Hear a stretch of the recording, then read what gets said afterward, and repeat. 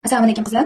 Men sizlarga valanni oson usulda bichilishini ko'rsataman. Xohlasangiz yeng o'rnida, xohlasangiz yelkadan tushgan varvarak o'rnida foydalansangiz bo'laveradi. Etagida ham foydalansangiz bo'ladi. Hozir kichkina santimetrlarni ko'rsataman. Santimetrni xohlaganingizda qilib ishlatsangiz bo'laveradi. Mana qizlar, biz kiyimimizga necha santimetrli valan kerak bo'lsa, o'shani o'lchab olamiz. O'lchash qizlar mana bu holatda bo'ladi. Mana dumaloq idish bo'ladi. O'sha dumaloq idishimizni aylantirib o'lchab olamiz. Mana shu holatda 40 santimetr. Bizga hozir mana 40 santimetrga tayyor bo'ladigan valan bichib olamiz. Mana shu holatda qizlar, mana idishimizni teng o'rtaga qo'ydim. Mana shu o'rtadan chizib olamiz, aylantirib. Mana shu holatda aylantirib chizib olamiz. Mana ikkidan qizlar necha santimetr bo'lishini xohlasak, o'shanaqa santimetrga aylantirib valanimizni santimetrini chizib olamiz. 8 santimetrga. Valan bo'lishini xohladim.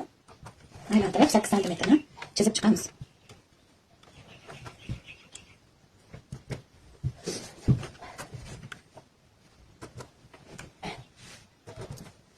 Mana endi qizlar chizgan chiziqlarimizni birlashtirib olamiz.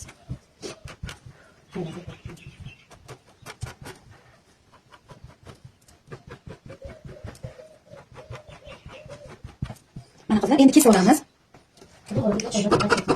Kesib olamiz qizlar, aylantirib.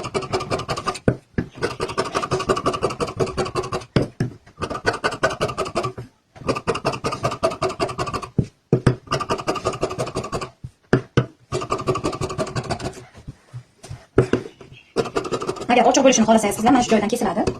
Keyin aylantirib yana kesib olamiz.